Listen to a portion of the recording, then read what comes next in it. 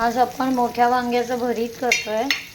तर हे मोठं वांग आहे ना, मी भाजून घेतलेलं पहिलं, आणि भाजून घेतल्यानंतर आता जे शेंगदाणे आणि मिरची आणि लसूण पण मी भाजून घेतले आहेत। आणि जे मिरची आणि लसूण भाजलेलं जे तेल होतं ना, त्याच्यामध्ये हे भाजलेलं वांग मी आता थोडं परतून घेते तव्यावरती।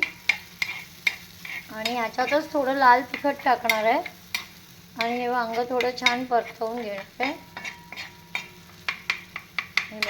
हे भाजून घेतलेलं वांग आहे माझं, हे भाजताना दाखवलं नाही, पण हे भाजून घेतलेलं वांग आहे। आणि मग त्याला छान असं खलबत्त्यामध्ये स्मॅश केलं आणि मग हे थोडं तव्यामध्ये तेल उरलं होतं ना, त्याच्यामध्ये आता परतवून घेतलं ते।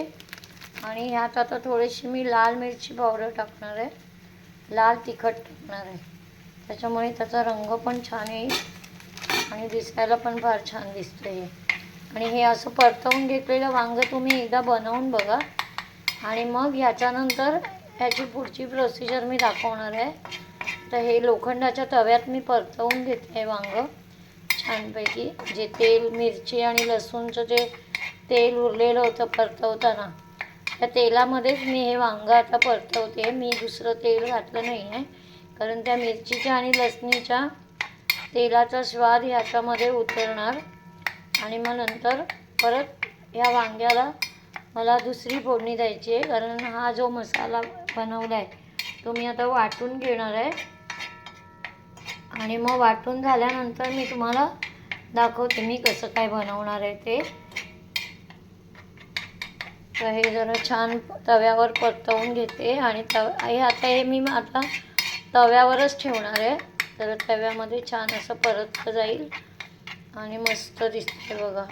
आणि मीठ मी नंतर घालणार आहे याच्यामध्ये, पण ह्याला अजून एकदा मला बाकी इतर मसाले घालून पण छान वांग्याचं भरीत बनवायचं आहे। तर मग मी तुम्हाला दाखवते कसं बनवणार ते। तर आता मी हा लोखंडाचा तवा आहे आणि ह्या लोखंडाच्या तव्यात मी हे आता सगळं मसाला आणि वांग परतवून घेतलं आहे। आता ह्याच्या पुढची प्रोसिजर मी दाखवणार आहे काय ते।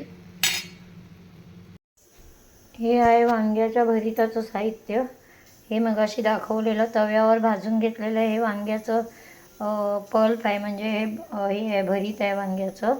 आणि नंतरची तव्यावर भाजलेली लसूण हिरवी मिरची आणि शेंगदाणे त्याचं हाफ क्रश केला आहे। हा कांदा आहे, हा लसूण आहे, हा टोमॅटो आहे, ही ओल्या लसणीची पात आहे, ही कोथिंबीर आहे आणि ही कांद्याची पात आहे।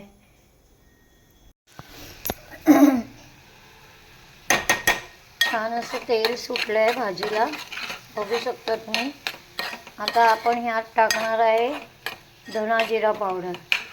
काय टाकणार आहे? धना जिरा पावडर टाकणार, लाल मिरची पावडर टाकणार, हळद तर आपण पहिलीच टाकलेली होती। किती सुंदर रंग आला आहे बघा। अजून मला वांग टाकायचं आहे, वांग्याचा पल्प टाकलेला नाही आहे।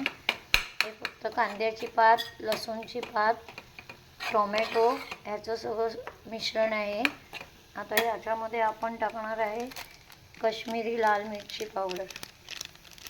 ही रंगासाठी आहे काश्मीरी लाल मिरची पावडर, थोडंसं त्याने रंग छान येतो। कारण आपण मगाशी पण जे वांग भाजून घेतलं होतं तव्यावरती, त्याच्यात पण थोडीशी लाल मिरची पावडर टाकली होती। पण ही काश्मीरी मिरची पावडर आहे ना, तिखट नसते आणि रंग फार छान येतो, म्हणून ती थोडीशी रंगासाठी टाकलेली आहे काश्मीरी लाल मिरची पावडर। हा किती सुंदर रंग आला काश्मीरी लाल मिरची पावडर।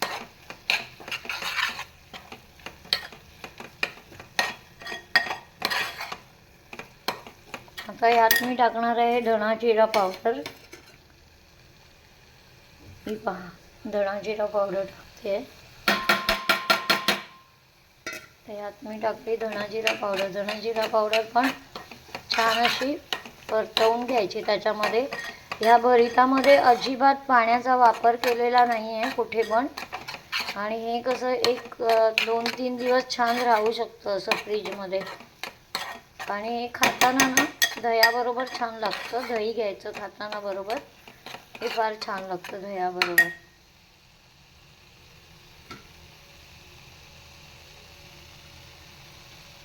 छान धना जिरा पावडर पण छान अशी तेलावर परतवून घेऊया आपण.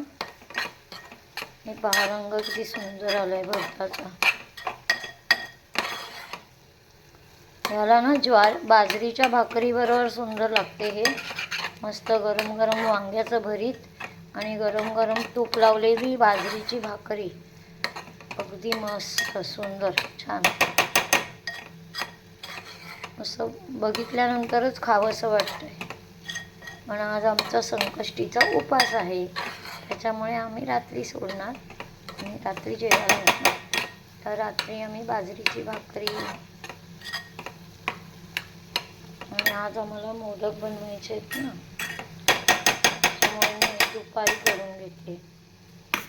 आता मी ह्यात टाकणार आहे हे भाजून घेतलेलं वांगं होतं ना, हे बघा हे भाजून घेतलेलं वांगं मी आता या भरितामध्ये घालते. पाहिलं हे बघा हे सगळं. पण पाणी अजिबात घालायचं नाही ना याच्यामध्ये, या वांग्याच्या भरितामध्ये, कारण वांग्याला भरपूर पाणी असलं सुटलेलं.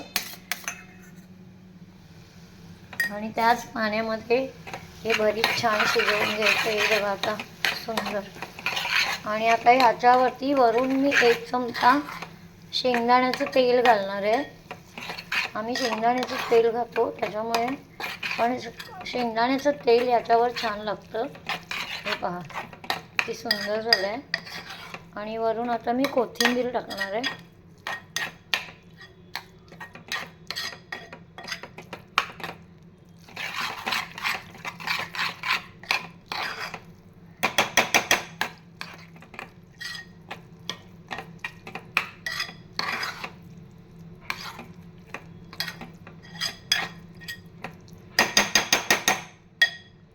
शेंगदाण्याच्या तेलाने ना भाजीला ग्लेज चांगला येतो.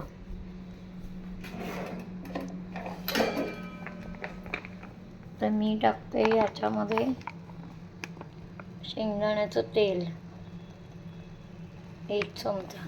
हे पहा 1 चमचा शेंगदाण्याचं तेल टाकते मी.